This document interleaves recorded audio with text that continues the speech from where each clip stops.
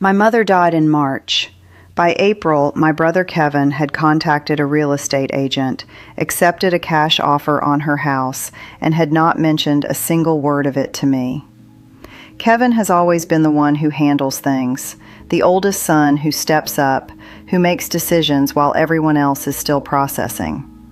What Kevin did not know was that 3 months before she died, our mother had come to the law office where I work, sat across from my supervising attorney, and executed a transfer on death deed that transferred her property directly to me. The house never entered probate. When the title company ran the search on Kevin's sale, they found my name on the deed. His sale collapsed on a Tuesday. He called me that evening. I let it ring twice before I answered.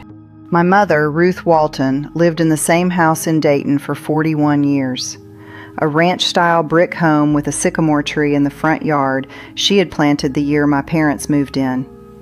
She had raised Kevin and me there, buried my father from there, hosted 30 years of holidays there. When her health started declining seriously, she became very deliberate about her affairs in a way I recognize because I work with estates for a living. She started asking me careful questions about what happened to property when someone died, about the difference between a will and a deed. I answered the way I answer clients' questions, carefully and completely. Kevin is 4 years older than me.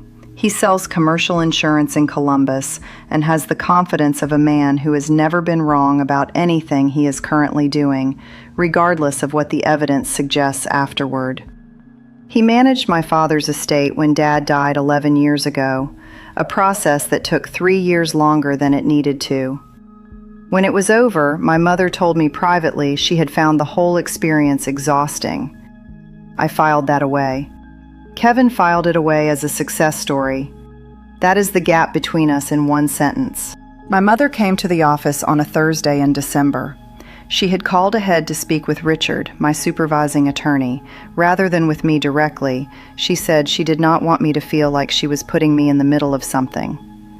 Richard told me afterward that she had been clear, organized, and completely competent. She brought her existing deed, her identification, and a handwritten list of questions. She told Richard she wanted the house to go to me. She said she trusted Kevin with many things, but not with this. The deed was executed and recorded with the county that same afternoon. My mother died on a Saturday in March. I was with her. Kevin arrived 4 hours later. He walked in and within 20 minutes began talking about what needed to be handled, the funeral, the bank accounts, the house. I was still sitting beside her bed. I let him talk.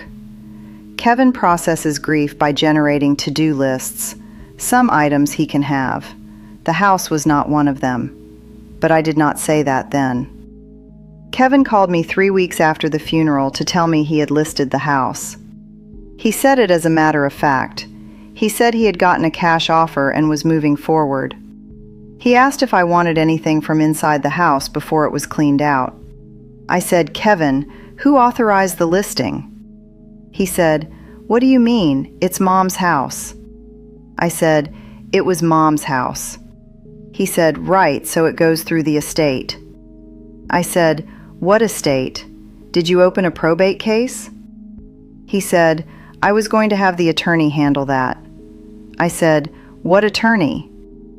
The pause was longer that time. He had contracted with a real estate agent to list a property he did not own and had no legal authority to sell. He had accepted an offer. He had communicated that the sale would close within 45 days. He had done all of this without opening a probate case, without consulting an estate attorney, and without telling me. He had simply not confirmed his authority with anyone who had the authority to confirm it. The title company ran their standard search on a Tuesday. The search showed a transfer on death deed recorded in December, conveying the property from Ruth Walton to Teresa Ann Walton, effective upon the death of the grantor. Ruth Walton had died in March. The deed had activated automatically. The property had never been part of her estate. There was nothing to probate. Kevin's name did not appear anywhere on the title chain. The title company called the buyer's agent. The buyer's agent called Kevin. Kevin called me. It was 7:43 on a Tuesday evening, and I was eating leftover soup at my kitchen table. Kevin's first sentence was, "What did you do?" I set down my spoon. I said, "I didn't do anything, Kevin. Mom did it, 3 months before she died." He said, "She transferred the house to you without telling me." I said, "She transferred the house to me. Whether she told you is between you and her." He said, "That's not how estates work." I said, "A transfer on death deed bypasses the estate entirely. That's the point of it." He said, "I had a signed purchase agreement." I said, "Signed by whom?" He was quiet. I said, "You don't have standing to sell that property, Kevin. You never did." Then he said, "She did this on purpose." I said, "Yes, I believe she did." Kevin spent the next 2 weeks trying several approaches. He called our aunt in Cincinnati.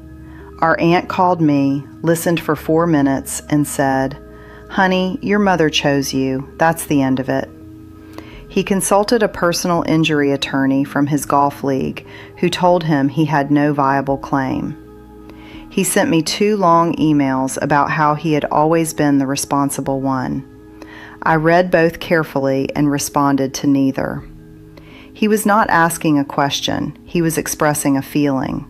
Feelings are not filings. The young couple who had accepted the sale, the Harmons, had been pre-approved and had already given notice at their apartment. I felt genuinely sorry about their situation. I sent them a brief message explaining that the sale was not enforceable and that I was sorry for the disruption. They found another house 2 months later and paid less for it. I had no quarrel with the Harmons. My quarrel, to the extent I have one, is with the assumption that a transaction can be real simply because someone confident decided it should be. Kevin and I have not spoken at length since that Tuesday phone call. We were at Thanksgiving at our aunt's house, and we were civil. He looked older than I remembered. I do not take satisfaction in that exactly. I take note of it. There is a version of Kevin who would have handled our mother's death gracefully, who would have asked questions instead of making decisions, who would have thought about what she wanted. He could not access that version of himself. That is genuinely sad. It is also not my problem to solve. I kept the house. I spent the spring cleaning it out slowly, room by room, the way you have to do when someone has lived somewhere for 41 years. I kept the things that mattered, donated the things that didn't, stood in the kitchen for a long time on the last day because my mother had stood in that kitchen every morning of my childhood. Then I rented it to a retired school teacher named Dorothy, who waters the garden every spring without being asked. My mother knew what she was doing. She knew who Kevin was. She had known him for 74 years. She also knew what I did for work. She knew I would understand the document she signed. She knew I would handle the house the way it deserved to be handled. The last real conversation I had with her, about a week before she died, she held my hand and said, "You know what I did, don't you?" I said, "Yes." She said, "Good." We just sat there for a while. That was enough.